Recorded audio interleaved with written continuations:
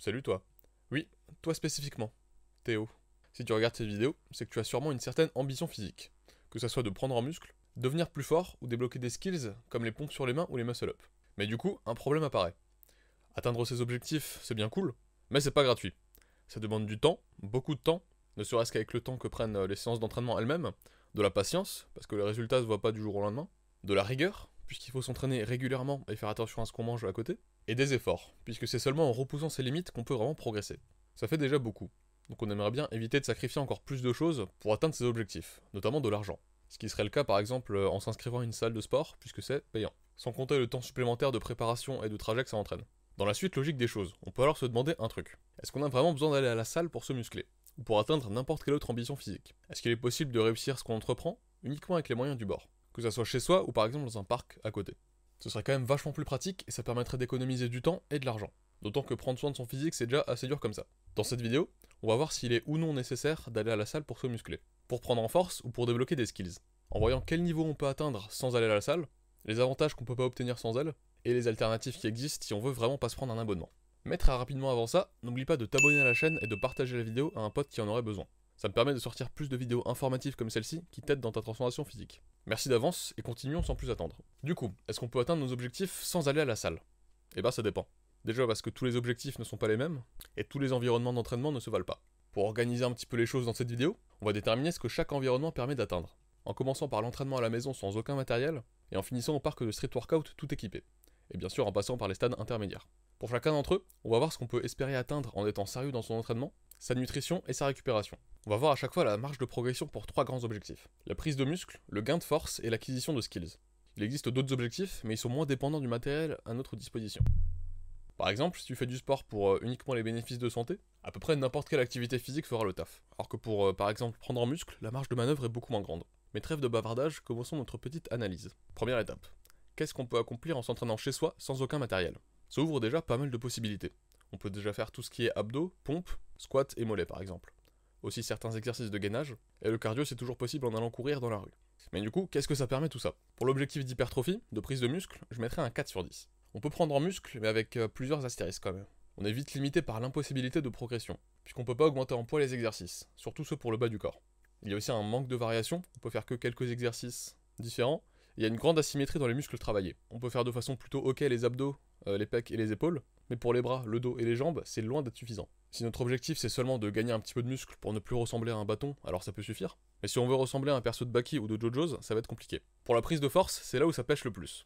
C'est max un 2 sur 10. Sans équipement, on peut pas progresser et mettre plus lourd, donc on peut pas prendre en force. On peut passer par exemple de 10 à 100 pompes, ou faire des variations plus difficiles, mais au-delà de 6, 8 ou 10 reps, le gain de force sera très réduit. Et c'est sans parler des jambes. Avec des squats au poids du corps uniquement, on est très loin d'atteindre le potentiel de force de ses jambes. Et enfin, pour l'acquisition de skills. De façon surprenante, c'est pas un 0 sur 10, on peut quand même faire quelques trucs. On peut s'entraîner pour le L-sit au sol, les pompes sur les mains, ou même la planche si on est bien chaud. Mais beaucoup de ces skills nécessitent une barre, et donc beaucoup sont impossibles à travailler sans. Et la progression est difficile sans élastique ou poids à mettre en plus. C'est pour ça que la maison sans matos se tape un 3 sur 10 dans cette catégorie. Donc globalement, on peut atteindre quelques résultats, mais ça va être compliqué d'aller au-delà du stade de débutant uniquement avec ça. C'est là qu'intervient le deuxième environnement de travail, celui qu'on va appeler entraînement maison équipé, ou entraînement maison plus. On s'entraîne toujours à la maison, mais avec un petit peu plus de matos. Par exemple, une barre de traction, ce qui ouvre le plus de nouvelles possibilités, des poignées pour les pompes, des élastiques, et peut-être même des parallettes, si on est prêt à investir un petit peu plus. Mine de rien, avec cet équipement minimal, on a déjà beaucoup plus de possibilités d'entraînement. On peut enfin entraîner de manière satisfaisante le dos avec les tractions, les élastiques permettent de faire de nombreux nouveaux exercices, y compris pour les muscles auparavant négligés comme les bras. On peut faire des dips avec les parallettes, et les poignées à pompe facilitent grandement tous les exercices où on a les mains sur le sol. Mais est-ce que tout cela suffit? Pour la prise de muscle au sein de cet environnement maison équipé, je donne un 6 sur 10.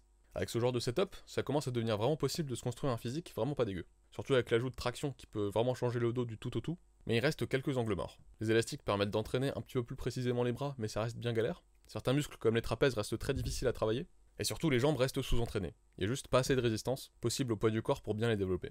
Même avec des variations plus difficiles comme les sissy ou pistol squats. Et là c'est sans parler des ischio-jambiers ou des fessiers qui sont totalement délaissés. Pour le gain de force, c'est légèrement mieux.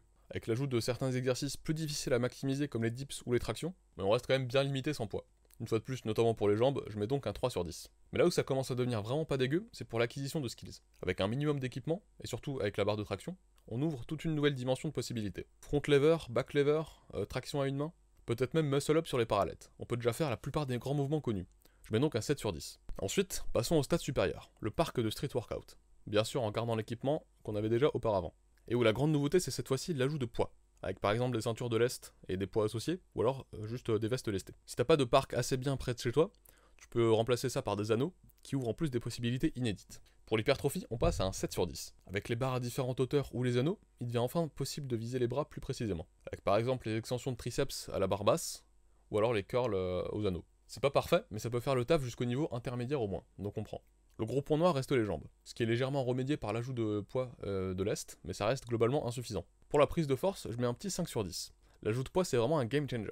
La prise de force reste limitée à quelques mouvements comme les dips et les tractions, mais ça permet enfin de pouvoir progresser facilement et de tester vraiment des efforts maximaux, donc des one rep max. Mais en contrepartie, ça entraîne la nécessité d'acheter des poids, pour contrebalancer la prise de force. Mais il faut souffrir pour être fort. Et enfin, pour l'obtention de skills, je donne ce setup un bon 9 sur 10. Il y a à peu près tout ce qu'il faut. En plus, avec l'ajout de poids, on peut vraiment organiser une vraie progression à l'aide de variations plus ou moins difficiles, et on débloque les derniers skills qui nous manquaient, comme par exemple le drapeau humain grâce à la barre verticale ou alors aux barres horizontales parallèles. C'est plus ou moins le sommet de ce qu'on peut faire sans salle tout équipé, et donc c'est déjà plutôt bien. Et du coup, est-ce qu'on a vraiment besoin de prendre un abonnement à la salle pour atteindre ses objectifs? Comme on l'a vu, si son objectif est simplement l'acquisition de skills, un parc et quelques pièces d'équipement suffisent amplement. Une salle peut pas vraiment te proposer grand chose de plus. C'est d'ailleurs ce que font un bon nombre de pratiquants de calisthénie. Uniquement avec des barres, quelques poids et des élastiques, ils réussissent à débloquer les mouvements les plus difficiles, comme la planche ou le front lever. Mais si ton objectif est la prise de force, c'est probablement nécessaire de se prendre un abonnement à la salle de ton choix.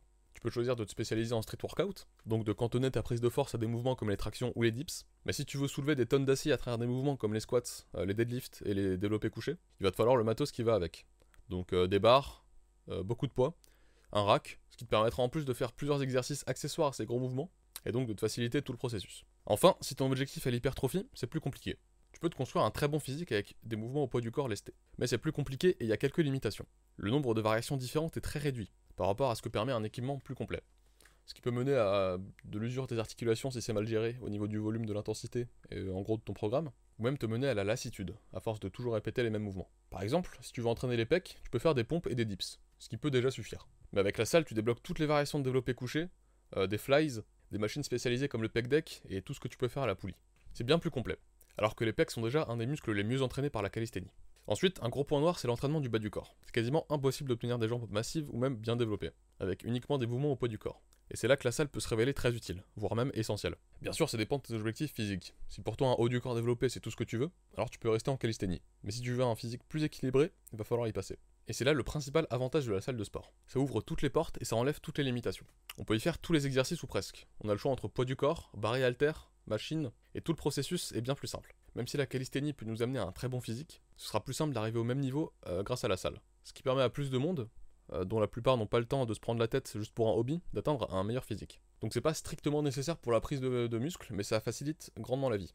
Et pour la prise de force par contre c'est presque obligatoire. Mais il reste des inconvénients notoires à la salle, et le premier c'est le prix, puisqu'un abonnement ça se paye régulièrement, auquel s'ajoute le prix de l'essence et du transport pour y aller, et le temps de déplacement que tu perds à chaque fois que tu y vas. Pour éviter au maximum de ces inconvénients, tout en gardant tous les avantages de la salle de sport, il existe une solution, se construire un home gym. J'en ai déjà parlé plus longuement dans une autre vidéo dédiée, mais c'est la solution parfaite pour gagner du temps, de l'argent, être plus libre dans sa pratique, tout en ayant accès à une myriade d'exercices.